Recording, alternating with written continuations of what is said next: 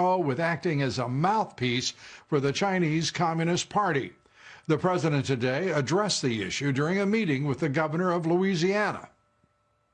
It's coming in, and I'm getting pieces already, and we're not happy about it. And we are by far the largest contributor to WHO, World Health, and they misled us. I don't know. They must have known more than they knew. Right now, they're literally a pipe organ for China. China's not to be congratulated for what happened, just so you understand it. They're not to be congratulated for what took place. And WHO is essentially congratulating them. And when they start doing that, we've got problems. And the president's Secretary of State, Mike Pompeo, today demanding China provide access to U.S. investigators into those laboratories in Wuhan, where it is believed the deadly contagion that has plagued the world originated. It has also been widely reported the Chinese government weeks ago ordered all virus samples in Wuhan laboratories to be destroyed. Secretary Pompeo today told Fox News that the United States has major concerns about those laboratories and that it is time for the United States and the rest of the world to stop believing the endless stream of lies spun up by the Communist Chinese Party.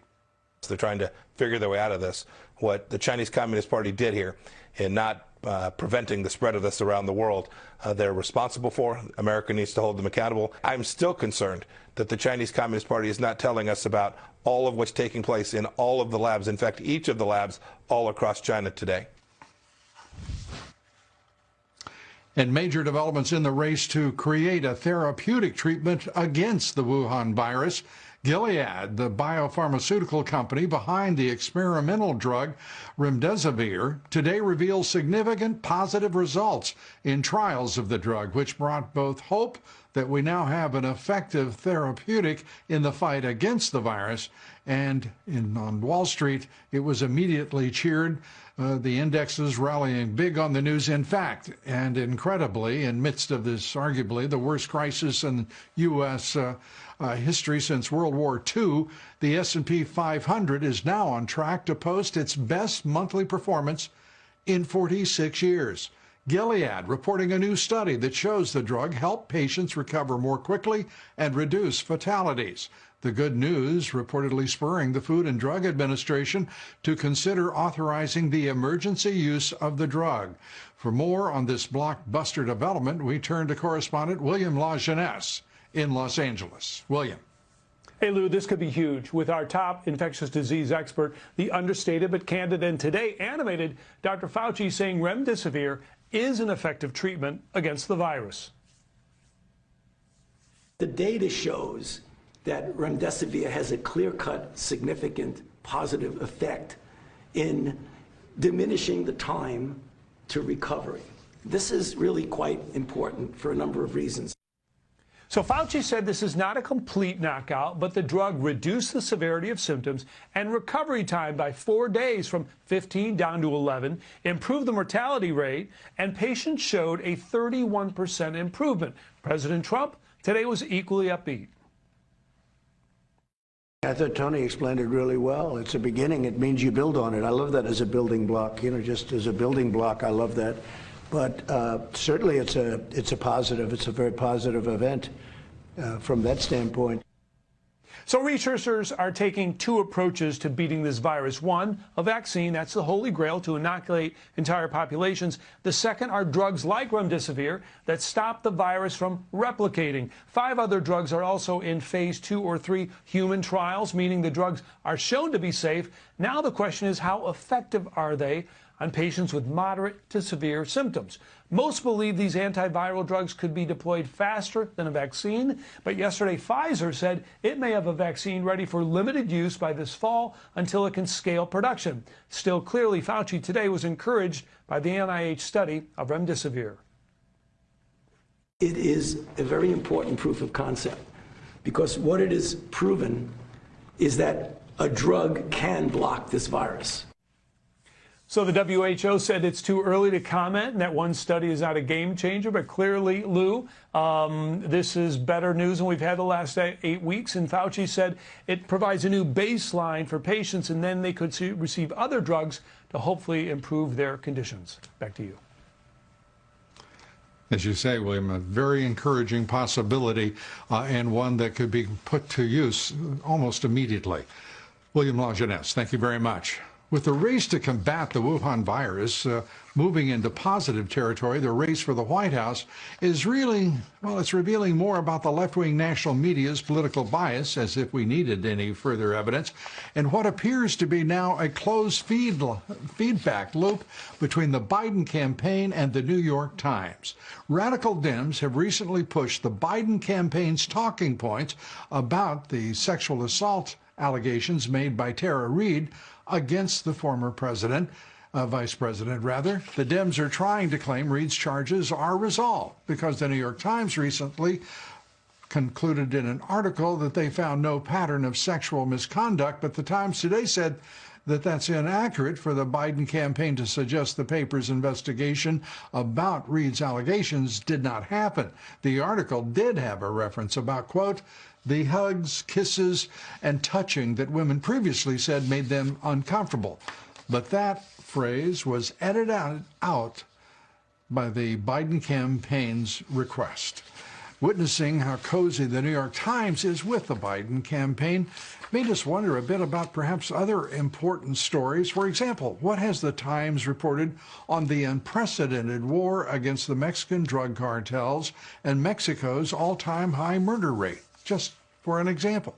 Well, here's what happened with a brief Google search by producer Eric Schaefer. The top results on Google News include El Chapo's daughter handing out coronavirus aid, another of how Mexico's government can't stop the drug cartels from handing out aid, and how the Wuhan virus epidemic has disrupted the global drug trade and inconvenienced the cartels. The Times has what I think are interesting editors and certainly interesting perspectives, don't you? Well, more shocking revelations concerning Christopher Steele, the author of the discredited phony dossier. According to a British court transcript obtained by Just the News, Steele testified that he believes both Hillary Clinton and Susan Rice knew about his anti-Trump research. As our first guest here points out, it is the most direct link yet between Steele's Russia collusion and the top of the Clinton campaign and the Obama White House. Joining us tonight is John Solomon, editor-in-chief of the new media outlet Just the News. John, good to have you with us. Let's start with a number of things, but the revelations by the attorney for General Flynn, and the fact that, again, there is just more evidence being, here we are almost 4 years into this sorry, sordid attempt to overthrow a president, and we're still finding thousands of pages of documents. What is the latest? Well, I think we're going to learn tonight or early tomorrow morning that we will see the release of some new handwritten notes that the FBI failed to turn over to General Flynn and his team over this 3-year course of his legal battle. And those notes are going to show that the FBI was engaged in a conversation about how they could trick General Flynn into lying. Rather than resolve the issues that the investigation was designed to, there are references in these notes, according to my sources, to, quote, playing games. To, do we want to resolve this or do we want to catch them in a lie? If those are in the notes, as my sources have described them, it will put the FBI's work on the Flynn case in the darkest possible light. You'll actually have FBI proof that the FBI wasn't trying to investigate facts neutrally. It was trying to, quote, play a game. Yeah, play a game. They were trying to frame a General Flynn and the president's national security advisor for pure political reasons. It's outrageous. There's not much of a hypothetical here, is there? I don't think these notes will leave any hypothesis left. There will be clear and convincing evidence that the FBI engaged in conduct that it's not supposed to engage to. This was never designed, at least from these notes, to have been an honest interview. It was designed to try to entrap him. And that's why you see Sidney Powell, the general's lawyer, using terms like framing and entrapment. I think these notes are going to make that case very strongly. Now, as Sidney Powell said point blank on this broadcast, the FBI was trying to frame her client, and I don't see much room for dispute. Let's turn to Christopher Steele and these revelations that his statements in court, in point of fact, that he believed that Susan Rice and Hillary Clinton herself knew about his opposition research, and so did, by the way, the law firm representing the DNC and the Democratic Party, as well as the Hillary Clinton campaign, or at least part of it. Yeah, these are very important and new revelations. This testimony just occurred a couple of weeks ago in London. And what we now know is that Christopher Steele was told right when he began his work both with the FBI and for the Clinton DNC law firm, Perkins Coie, that this was going to benefit the Clinton campaign, his research on Donald Trump, his dirt digging on Donald Trump, and that Hillary Clinton herself, he was told, was in the loop on it and knew about the research. And what's even more important, he divulges in this court testimony he had notes of his conversations with the FBI. Remember, the FBI can't tell us whether they knew, when they knew he was working for Hillary Clinton campaign. His notes of his conversation with the FBI purportedly, according to his own testimony, show he told the FBI right out of the box, this has something to do with Hillary Clinton's campaign, my research that I'm providing to the FBI. That should have been a red flag. Instead, it was stuck under a chair and hidden from the American public and from the courts from a long time.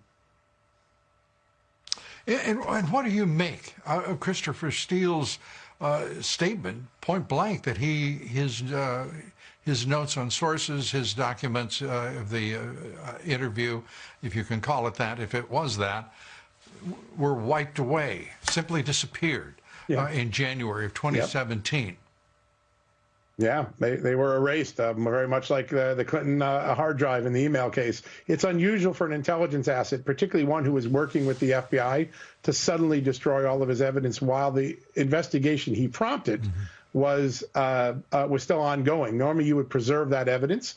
So most of that, by his own testimony, it's gone, right? And so we don't know exactly, what did people tell him about Susan Rice's knowledge? Those written notes are gone, and all we have now is Christopher Steele's recollection. But his recollection is when he was directed to go to the State Department and meet with Obama state officials, he was told that Susan Rice may have known and was apparently aware of his research project.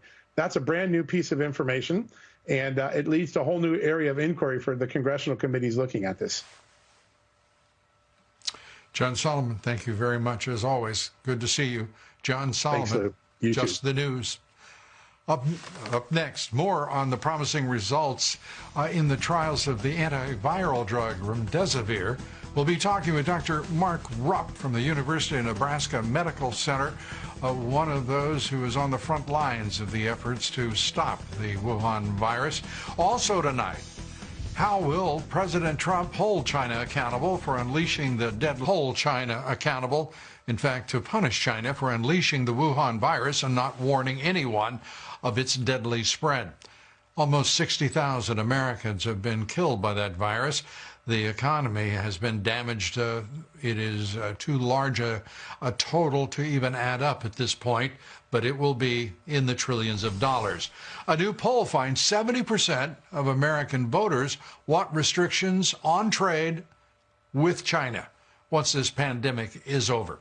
The results of the poll come as the White House is debating how best, apparently, to bring supply chains back to the United States, how to limit U.S. investment in China, and put up new barriers to Chinese companies looking to expand here.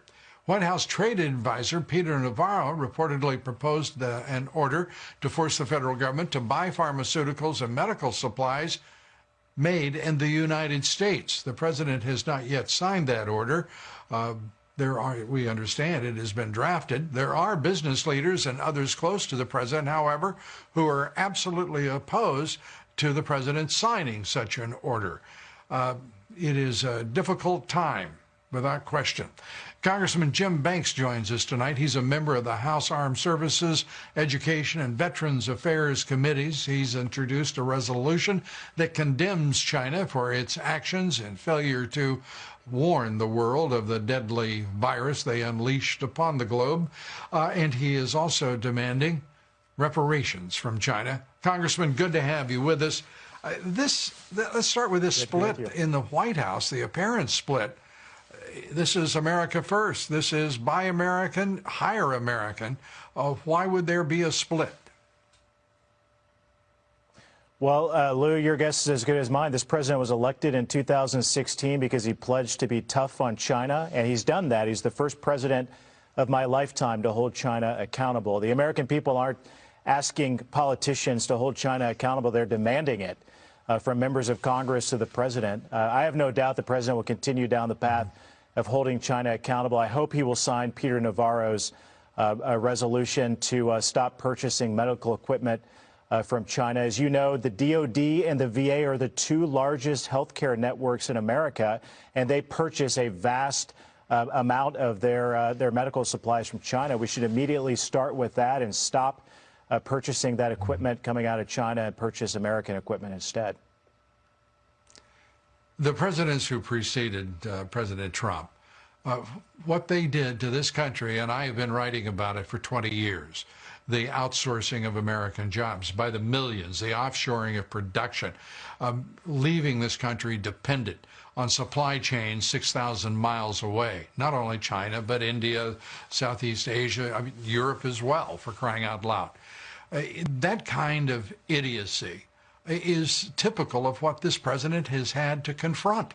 It's almost inconceivable. You can see the absolute incredulous look on his face when he has to explain why a trade deficit is damaging to the U.S. economy, the American people, what it does to the savings rate and what it cuts away from our economic growth.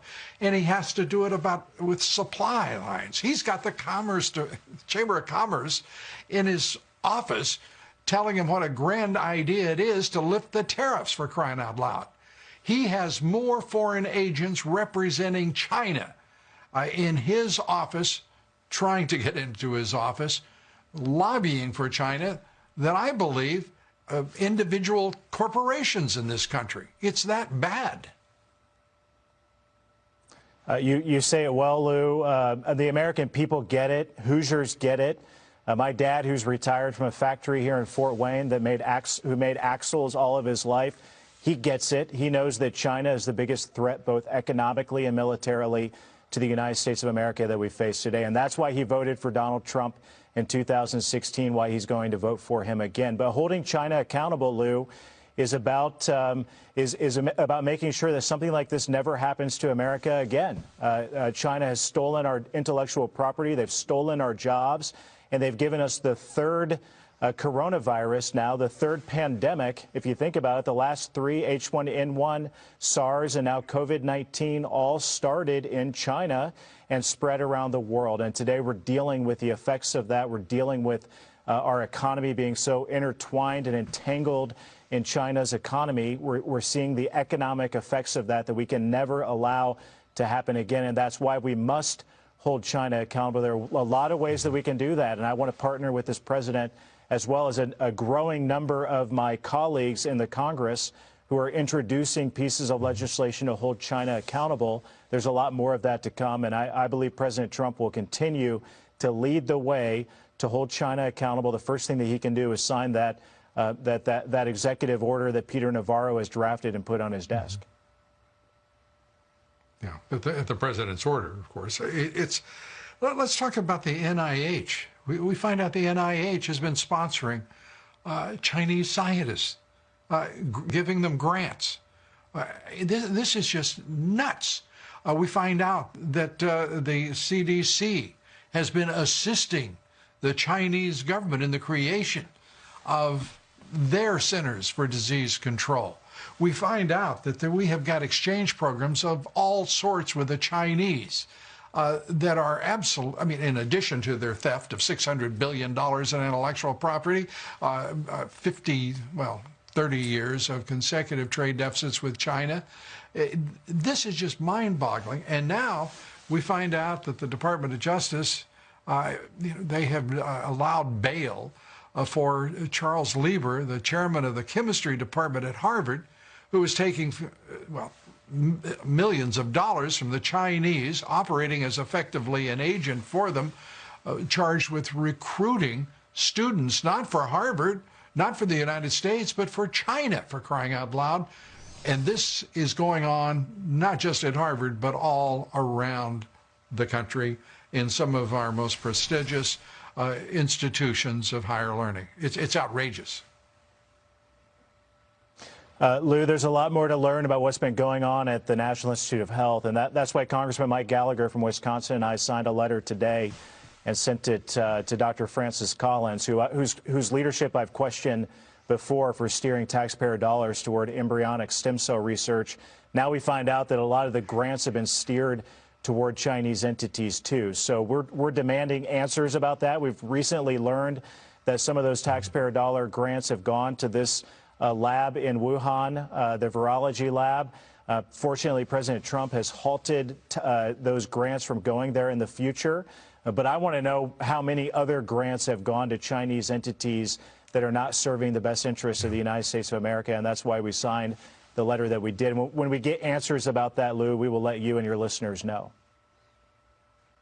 I appreciate it, Congressman. And we're now following up on why some Chinese nationals tried to get into this country carrying vials of viruses without explanation or appropriate documentation over the past 2 years. They've been interdicted at various ports of entry. This is becoming quite a big and troubling pattern of conduct by the Chinese, and much more needs to be understood. Congressman Jim Banks, thanks for being with us. We appreciate it. President Trump demanding answers on China's cover-up and that of the World Health Organization as well. We take it up with Asian affairs expert Gordon Chang right after these quick messages. We'll be right back. Please stay with us. A superpower to that of a dependent. We are dependent on foreign pharmaceutical drugs and medical supplies. The Food and Drug Administration, in fact, found 72% of drug facilities providing us those pharmaceuticals are outside the United States, 13% from China. China has a monopoly on our generic drugs. The Commerce Department found China to be the source of 95% of our imports of ibuprofen, 91% of hydrocortisone, 70% of acetaminophen, and 40 to 45% of all our imports of penicillin. It also makes 80% of the entire, China does, the entire supply of our antibiotics. China is also making many of our vital medical devices, including MRI scanners. Some of the top MRI manufacturers make many of those machines in China, including, are you ready, General Electric, Siemens, a German company, Philips, and Medtronic. Well, joining us tonight to take all of this up is Gordon Chang, columnist, author, senior fellow at the Gatestone Institute. Gordon, let's start with this dependency and just how severe is it? We don't have an easy, straightforward solution here for months to come, do we? No, we don't. And that's why it's important for President Trump to sign the executive order getting pharmaceuticals purchased, American-made pharmaceuticals purchased here. Also, we need to get our pharmaceutical companies out of China, get our supply chains out of China. We need to cut all of those links, Lou. And Beijing has threatened to cut off those supply links during the coronavirus epidemic. This is malign purpose on the part of Beijing. Yeah, to me, it is remarkable the number of people who are surprised by the way China is conducting itself. It is clear that it is a malign actor when it doesn't warn the world of the origin and the spread of this deadly virus, irrespective of whether they engineered it or not. I personally believe it's entirely possible that they engineered the Wuhan virus. But what they did after that is absolutely unconscionable, inexcusable, and every every person on this planet should be outraged by the conduct of the Communist Party of China. Yeah, for at least 5.5 weeks, maybe 6 weeks, Beijing knew that the coronavirus was human-to-human transmissible, and not saying anything about it would have been dangerously irresponsible. But it was even worse, Lou, because what they did during that period was try to convince the world that it was not human-to-human transmissible. And that meant health authorities around the world were lulled into not taking precautions. But China also pressured countries to accept arrivals from China, to not impose travel restrictions. And that's how this virus left China. So when you put those two things together, Lou, it means that China either recklessly or maliciously, and I'm voting maliciously, made sure that this virus was spread around the world so that other countries would be sickened.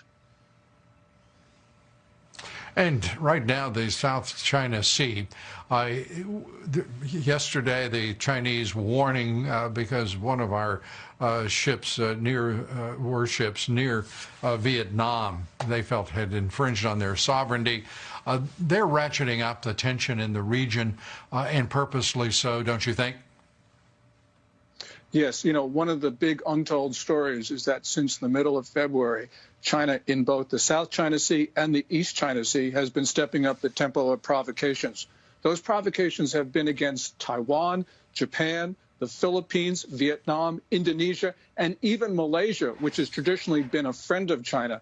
So we've got to be concerned that the Chinese military is now out of its leash and might do something extremely belligerent, starting perhaps history's next great conflict.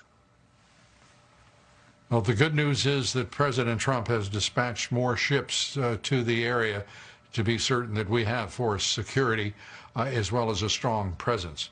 Gordon Chang, as always, good to talk with you. Thank you. Well, President Trump has just wrapped up a meeting about reopening the economy. We'll be talking with White House Press Secretary Kayleigh McEnany here next. Kaiser Family Foundation finding something I think that most of us strongly suspected, given the number of deaths that we have read about and learned about in news media. The Kaiser Foundation finding that nursing homes and veteran homes are becoming ground zero for new cases of the Wuhan virus. They're now accounting for an extraordinary more than 50% of the total deaths from the virus at these facilities across 6 states. The states are Delaware, Massachusetts, Oregon, Pennsylvania, Colorado, and Utah. And nearly 70 people died in a veterans care facility in Massachusetts. The state has taken over the facility. The superintendent is now on paid administrative leave. By the way, there are about 160 veterans care facilities, veterans homes, all around the country. Our next guest has been conducting clinical trials of remdesivir from the National Quarantine Center in Nebraska. He's one of the country's leading physicians in immunology, and we are delighted to have him with us tonight. Dr. Mark Rupp, Infectious Diseases Director at the University of Nebraska Medical Center. Doctor, good to see you. First, as you're conducting trials as well on this drug, what we learned today from Gilead and their first trial, your reactions. So this was a very optimistic and favorable result that came out from the NIH on the study that was done, that was very rigorously designed and conducted, that really nicely shows that remdesivir compared to placebo results in some improved outcomes in our patients. So this is exactly why we do these kinds of studies and this kind of work, in order to really show that something works or it doesn't, whether it's safe or not. And what we saw in this trial was about an 8%, 11% down to 8% decrease in mortality, and then similarly an improvement in clinical response, going from 15 days down to 11 days. So this is really the first glimmer of hope that we have, that a therapeutic agent can be given to patients with severe COVID-19 and improves their outcome.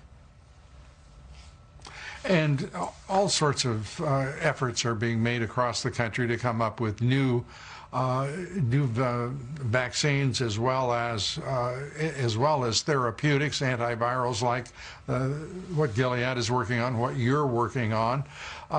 Give us a sense of what gives you the most hope that we would have an antiviral that was working, that is being given to patients just as soon as possible.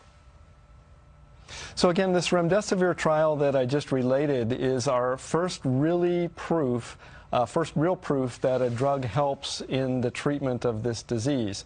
You know, there have been some other reports out on various other agents in which there isn't a clear control group or a clear placebo that's used. This is exactly why we do these kinds of trials that are rigorously designed and conducted to show proof positive that something helps and is safe. Obviously, there's a lot of work being done on other agents. As you related, there's work being done to develop a vaccine that's probably still a good year off, if not more. And so in the meantime, we need to find drugs that we can use to treat patients so that we can buy some time until we have that vaccine developed. Again, this is the first one to be shown to be useful. We're very proud of the fact that the University of Nebraska Medical Center was one of the lead institutions on this study, and indeed enrolled the first patient into the trial, one of those patients that was rescued off the Diamond Princess cruise ship. And we thank you very much for all the work that you're doing to help all of us. We wish you, of course, Godspeed, and we appreciate you taking the time to be with us, Dr. Mark Rupp. Thank you, Doctor. Very welcome. Well, joining us now is thank you. Joining us now is White House Press Secretary Kayleigh McEnany, fresh from the Oval Office. Great to see you, Kayleigh. I haven't had the chance to tell you in person. Congratulations on your new post. So we're delighted for you and for the President and for the country. Give us a sense of how this is being received in the White House. We heard the President talk about a building block. And Anthony Fauci talking about what a positive move it is, as well as Dr. Mark Rupp at the University of Nebraska. And then we saw the market explode with optimism about what it means about getting America back to work. Your reaction?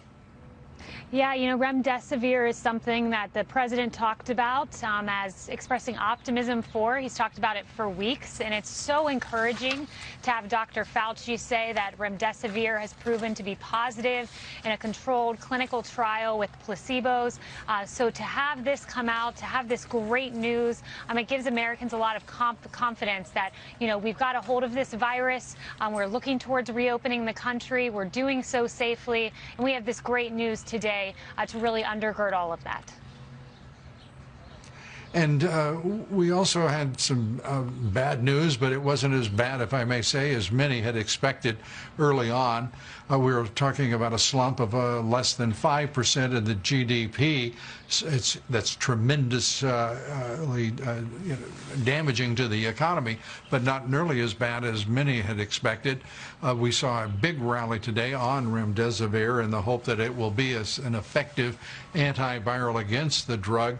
The president is starting to, it seems to me, starting to see a window open here to get this economy in places, in certain states, open again. What is the mood there now on that? Let me take your temperature on what the mood is there about getting that done soon. Yeah, first, let me address those GDP numbers. You know, this president was faced with a choice, and he's talked about how hard that choice was before when someone came into the Oval Office, the experts came in and said, you need to shut down the economy, and it took him back, and he was faced with the decision, and he made the right one, faced with the prospect of losing 2.2 million American lives and temporarily shutting down the economy. The answer was easy, but now we're at this place where because of the record speed of this president, we're looking to reopen the economy. You have over 30 states who have put in place plans to do this. Some states already reopening certain sectors. We're at this place where America can start to reopen and America's workers can look forward to getting back to work. And again, he made the right decision in giving governors a big say about what's going to happen in their states, working with them constructively and positively. I want to get also a reaction from you on these polls and give us, if you will, a sense of the president's thinking as he looks at these new polls coming out. Most Americans absolutely support him in the pause on immigration into this country during the biggest crisis, I believe, the country's faced since World War II. It also supporting him on wanting to limit trade with China, wanting to put restrictions on trade with China once this pandemic is resolved. Your reactions to those very supportive poll results? Yeah, you know, this president's been tough on China from the very beginning. He had the courage to take on China, and it ended with the Phase 1 China deal, which has been an extraordinary result for farmers, for the American worker. But beyond that, you mentioned those immigration numbers, and that's so interesting, Lou. That poll that came out showed 49% of Democrats support the pause on immigration, 7 in 10 independents, and a majority in every single age demographic supports a pause on immigration at this time. It's really common sense at a time when you have a pandemic and Americans are looking to go back to work and are unemployed, some of them, to put a pause on immigration, to put the American worker first. And that's exactly what this president has done. And I'm not surprised that he has such support for that move. And of course, that goes to the poll results as well on China, who 70% of those surveyed in the Just the News Rasmussen poll want trade restrictions with China. The president says that he expressed his displeasure today with the Chinese government. He seems to be getting a little tired of their nonsense. Yeah, Lou, you know, this president has said that there will be a time to assess everything that's gone on. He's displeased with the fact that China, he says, could have, and he's right about this, could have shared the information about this virus far sooner. The WHO covered for them, and it put American lives at risk. So he's very unhappy with that, rightfully so, and he's expressed that continually. Well, actually, Kaylee, if I may say, they killed Americans. By not warning, they killed people all over the world. This isn't something where there was a sort of a delayed or somehow broken causal chain. This is a direct result of their refusal to warn the world when they knew what was going on in their country. Kaylee, I know that you're busy as you can be. We appreciate you taking the time to rush over and get in front of our cameras. And again, congratulations to you. Great to see you. Thank you so much, Lou. Post. Thanks so much. Up next, we're going to get KT McFarland's take on the possibility of full exoneration for General Michael Flynn.